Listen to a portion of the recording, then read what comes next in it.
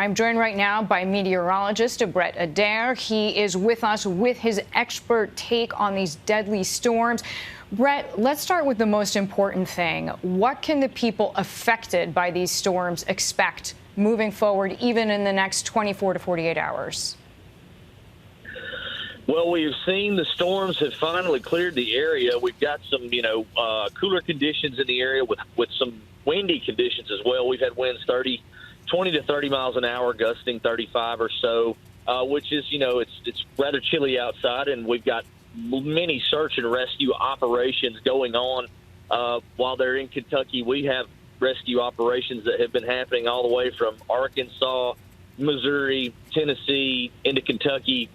While we had one premier track that was just substantially long, potentially, several hundred miles long even, we had several tornadoes that occurred overnight. So the area itself is drier today, thankfully, which is allowing for these operations to continue.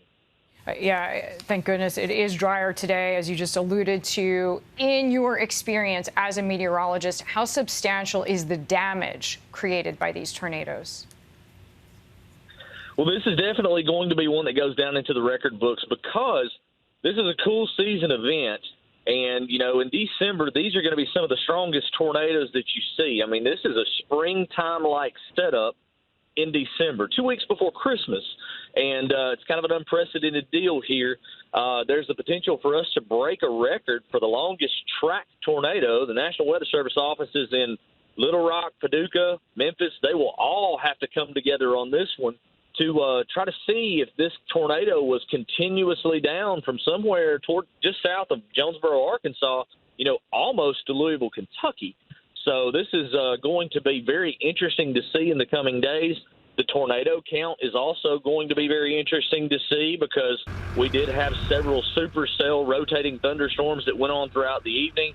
And another element that I have seen is most of these tornadoes were not weak. These were the stronger variety tornadoes. And, EF2 plus damage is what I have seen. So I'm very interested to see what the survey teams find in the next few days. So, Brett, we were actually viewing video that you personally shot. And I just want you to repeat those numbers because they are mind-blowing. You said that it's possible that this covers 200 miles, this series of storms?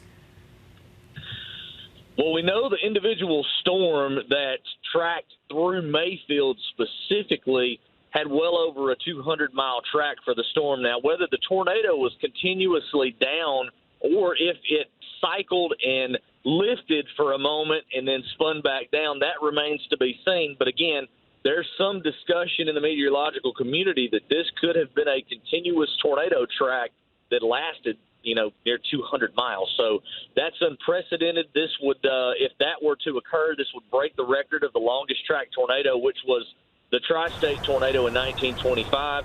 And that's something that, again, it's going to take a very long time, a week or two, maybe even longer, for the Weather Service offices to really determine the entire length of that track and the intensity.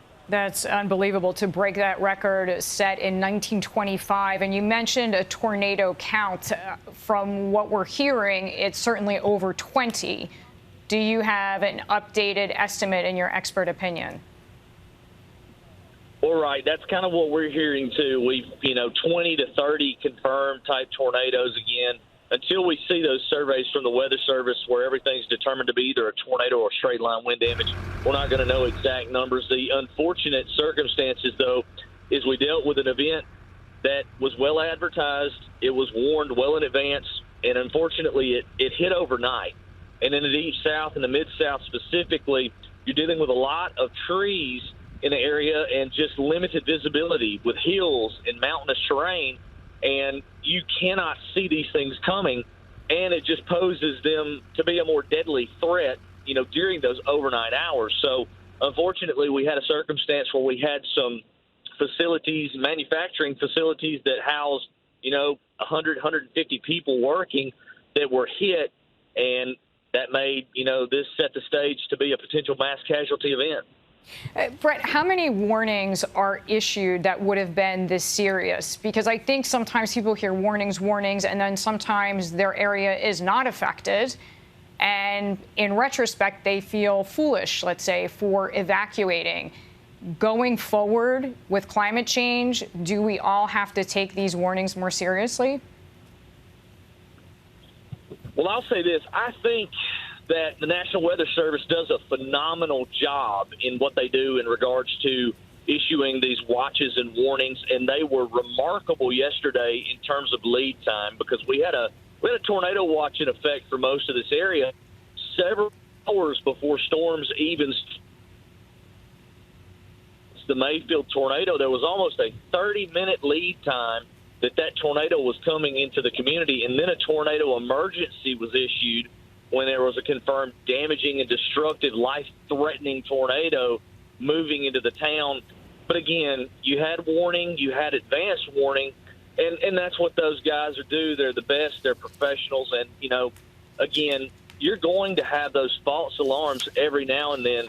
But, what if it's not a false alarm? You have to treat every single warning like it's the real thing, because all it takes is one to affect your entire life.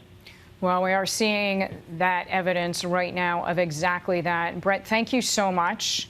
Brett Adair, thank you very much. Stay safe.